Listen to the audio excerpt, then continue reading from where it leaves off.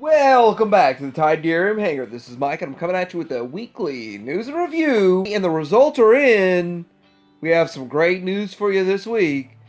Let's talk about this coming up.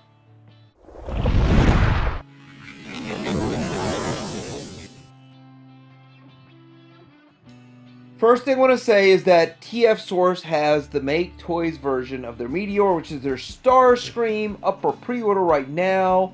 It's $150. And I put this on my community tab, and I got mixed results. Some people acted like, who cares? Some were excited. I know Takara has their $250, $275 version coming out, and it looks way tuned, but we know what we're getting with Make Toys. And will Make Toys go past the Meteor and the Acid Storm? Next up, we've got the Trumpeteer model kit for Bumblebee from the Bumblebee the movie, which set in the 80s. We all love it. It's great. But it's $38 and it's going to be 9.1 centimeters tall. It's going to be small. That's going to be like sort of a Voyager size figure for $38. But it looks really good. And I do believe these do not transform. So if you're in on this, you're in on it for an action figure. Kind of like the Hasbro Redline. So next up, Flame Toys talking about their Beast Wars offering of Optimus Primal. This thing is pretty cool looking. It's got a lot going on for it.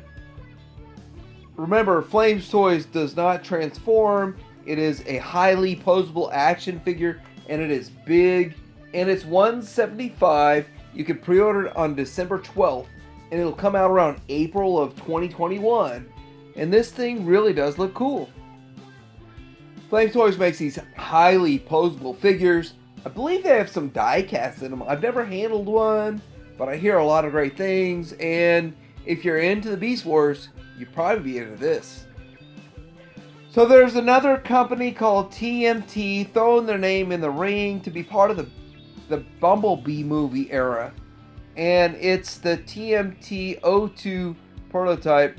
I never caught TMT-01, but it looks like a pretty good Bumblebee. I think it's going to be close to MP scale, so like 8 or 9 inches tall, but I don't have that information yet, and when I get it, I'll share it. So we've gotten more of these pictures of the Fans Toys Phoenix. It's not a KO, it's kind of an offshoot. A clear version made by a whole different company, June King. And this company is charging like almost $600, like $580 for this figure. And it's clear, it's transparent, it's kind of cool.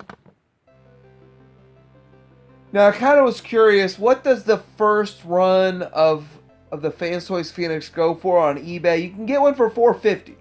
So you're paying like another $130 to get clear.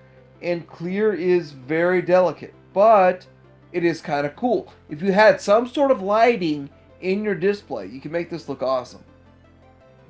Here's a picture of the alt mode, and it's cool because it has all the clear elements and all the plastics are colored properly to match the original release. But this thing is super expensive to me. And the reason why this is so interesting is because it is kind of a Fans Toys KO in a way. And this company uses the same styrofoam setup that the Fans Toys used, the same transformation method of shipping that Fans Toys used.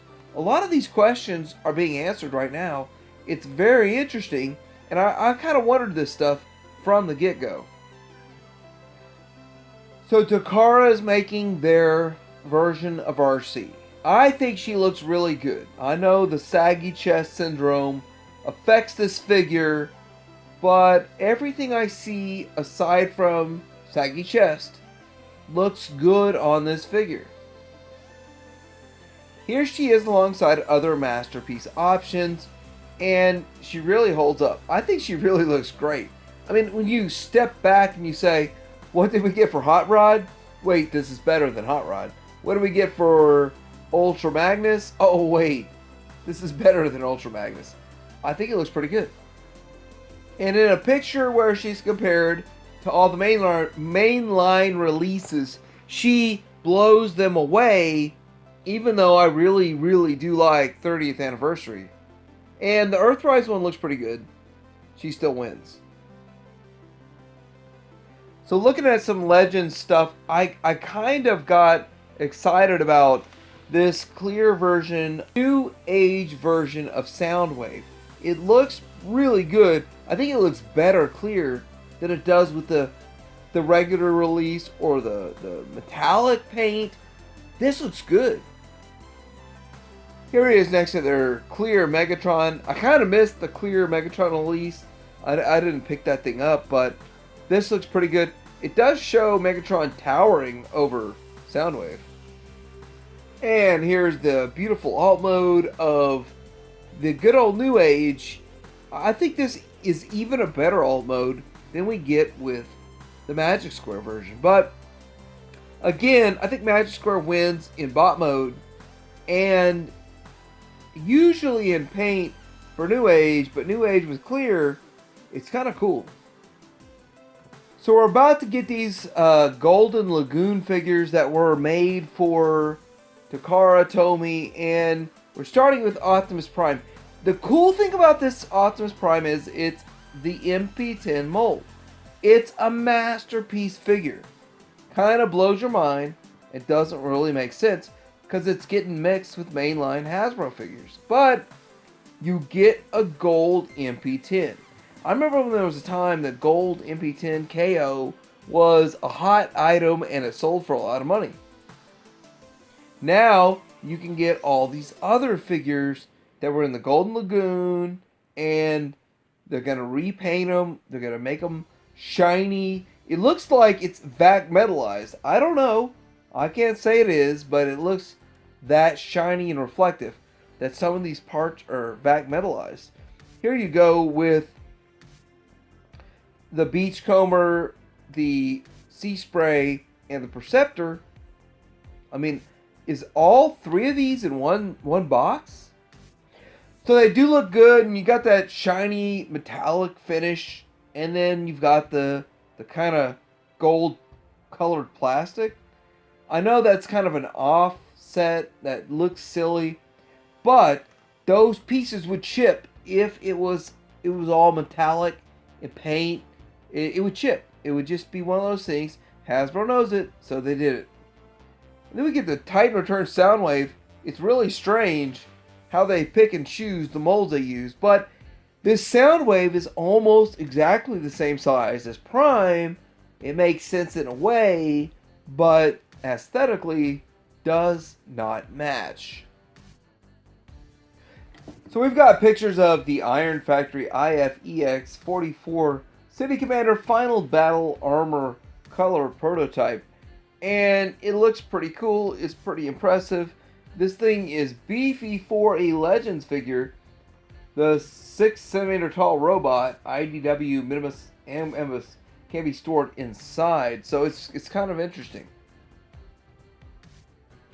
So here's the alt mode and the Minimus Ambus, and that looks pretty cool. It is definitely a stylized version. It's not G1, so if you're a G1er, you might not want this in your Legends collection, but it is definitely something different out there and outrageously cool. So getting into some mainline stuff, this seems to be the week of Hot Rod. My gosh, Hot Rod looks really good. I like the mainline, Hasbro. I guess this is falling in Kingdom, even though, no, this is the 86 Studio Series. Not Kingdom, not Earthrise, Studio Series. And it looks really good. So I've got to say, next to what Takara gave us for Hot Rod, it looks way better. If I got a KO oversize of this, I'd get rid of the Hot Rod. But maybe I'd get rid of Takara and Fans Toys. If I got a KO oversize of this, that was the right size. So moving into more mainline stuff here, we've got the Transformers show showing us the differences between this medic set and what we've gotten in the past. Now I have to say, I got the Walgreens version of this Ratchet, and I like it, it's good, but I think the newer one is better. It looks more G1 and more smooth. I like it better, but do I like it better enough to upgrade and get rid of what I've got? Maybe not. But this green version of the Earthrise RC, nice medic, I really think this mold is more Elite 1 than RC. We're getting more pictures of the cup, and this is the Studio Series cup. I hear people bash it, and the more negative I hear, the more I still like it. I think it's a great figure. For all of what it does for 20 bucks, it is a great cup, and it looks super tuned. It's not 100% perfect. You know, if you go out and you buy a $130 masterpiece, it might look better, but will it transform better? Will it operate better? Will you have the functions this has? Probably not, but I still like my Fans Toys. I look forward to X-Transbots, but this still has a place in my collection. So last time I talked about these Headmasters, I said they're highly abundant, they're pretty cheap to buy on eBay, secondary market, you can get them still, and Hasbro's remaking them. I didn't talk about the biggest problem. They're a Walmart exclusive, and oddly enough, they're already sold out. Now, I think the sold out says it's a placeholder till they actually put them up for sale, but a lot of people say they've bought them, so whatever. You pre-ordered them, whatever. Walmart exclusives are hit and miss, but Hasbro Walmart exclusives are the biggest miss in the industry. Mattel He-Man exclusives are there. G.I. Joe, Star Wars, and now Transformers exclusives to Walmart are hard to get. Alright, so we've got more pictures of the Kingdom version of Megatron for Beast Wars, and I think the robot mode looks really good.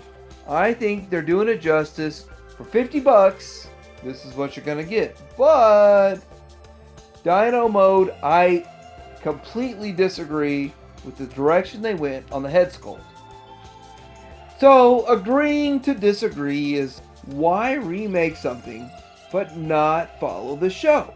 Why go a whole new direction and people like it? I'm not one of those people. I'm not a Beast Wars person, so I guess I can't understand the Beast Wars collector. But I think this is wrong. I think I'm the only one in the world that thinks it's wrong, but I will continue to say it. So we're getting a Studio Series Starscream based off of the Blitzwing mold, which looked like Starscream, but it was named Blitzwing, but it wasn't Blitzwing, but it was Blitzwing, but not Starscream, and now it's getting Starscream. Confusion, yes. Blitzwing and Starscream colors, there it is. Getting into this, there's the alt mode, and that's what it looks like, and it's coming. So I want to really talk for a second about the Jazz. Jazz for the mainline, the Hasbro, it looks good. It looks like nothing they've ever given us, but what they could have done all along, in my opinion, instead of giving us these slight upgrades till we get to G1, here we are with a very nice, almost perfect Porsche representation. Wait! Everybody in the entire world says Takara cannot make it because they cannot license Porsche. You know what? Takara is actually making this. So Takara is making this, but they can't make Masterpiece. See, Takara makes all of these Studio Series figures, and the licensing would be 100% exactly the same for a Studio Series or a Masterpiece. So what is the excuse now? So everybody's been receiving this Amazon exclusive version of the Ironhide and the Prowl, and yeah, I got mine. I haven't opened it yet.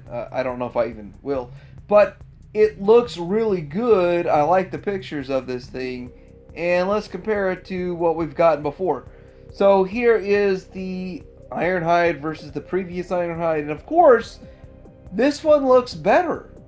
I knew it was coming. I never bought the Siege because I knew Earthrise would come and beat it, and it does. Now, same thing with Prowl, but not to the same degree. I think these are almost identical, like 95% identical. The biggest difference is in the alt modes, but this really does look similar to what I've already got, and I already have it on the package. It looks good.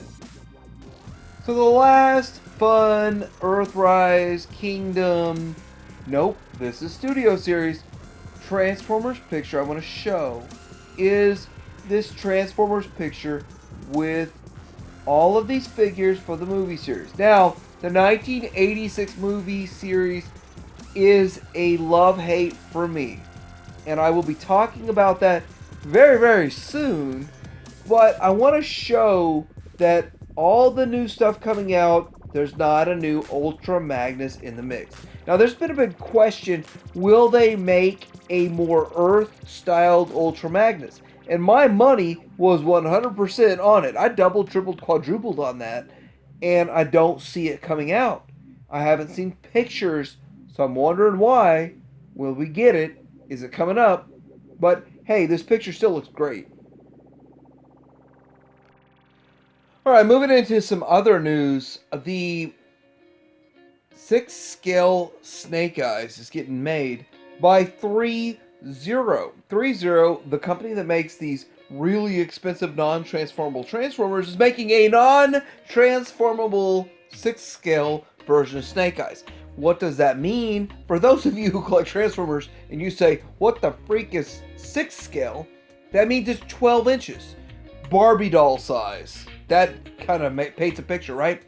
But it looks really good. So if you're in for this thing, if you're in for Joe and you want to do a 12-inch line, I mean, maybe they'll go further with it, and maybe they'll give us an actual Cobra Commander that fits the aesthetic. So speaking of the 6-scale, Hot Toys is the king of 6-scale, king of 12-inch. They have beautiful figures, but they're going for a quarter scale of Mandalorian and the Baby Yoda, the child. The thing about this is quarter scale is bigger. So I don't even know, is quarter scale 18 inch? I don't even know that. But this thing's going to be big. It tells me it's standalone. I really want to hear from Hot Toys collectors what they think about this, because it's out of the realm of the norm for Hot Toys. But I know Hot Toys has made some 18-inch stuff in the past, so maybe that's what this is. But it looks good. Not for me. Speaking of the Mandalorian and Baby Yoda, the episode 2 of season 2 came out, and it's a wild ride.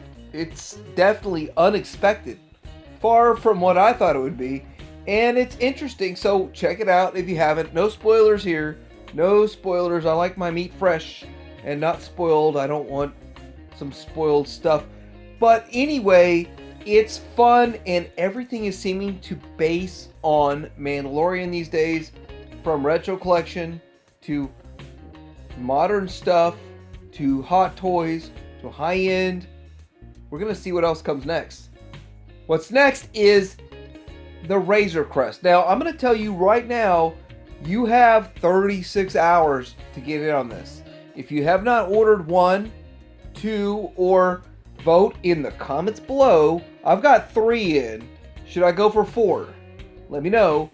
It's almost at 20,000 as of recording this. It's about to lap 20,000. Every single tier has been satisfied, and I might have to make a video about that. I might spend Monday making a video about it just so I can't say I didn't tell you so. Because this thing's going to be real expensive in a year, because they're not making it mainline release. They're only making it for HasLab, and you know how the Cell Barge went. So the Cell Barge is Vintage Collection. Vintage Collection is coming out with the Mandalorian in Beskar. They're showing that picture, which looks good. It's not a surprise. Of course we knew what's coming. But The one that comes with the Razor Crest and the HasLab will have a soft goods cape so it can sit in the cockpit. This one will not sit in your Razor Crest cockpit and therefore not as good. So I found in the wild, in my hunt, I saw a holiday special Storage Trooper, Snow Trooper, I guess is what it is. It's $25. I passed on it. I have no interest in this whatsoever. But I started thinking, this is actually a decent idea. Not a good idea, not a great idea. It's only decent. Because even if you bought these, you could kind of bring them out around your Christmas tree every year for the next 30, 40, 50 years. So it's kind of a good idea that they capitalize on the holiday of Christmas. And that's kind of what every holiday is turned into. It's a capitalization of the holiday. It's completely commercialized, and with this, you could just bring this back out and not buy any more Christmas stuff. Hey, I've got my Christmas stuff. I got my Christmas decorations. It's Star Wars. It's kind of a good idea. Will they make it in 2021? Probably not, so that's kind of why collectors want these. So let me know what you think about this week's weekly news and review. What did you love? What did you hate? Of course, like and subscribe. Tydirium Hanger out.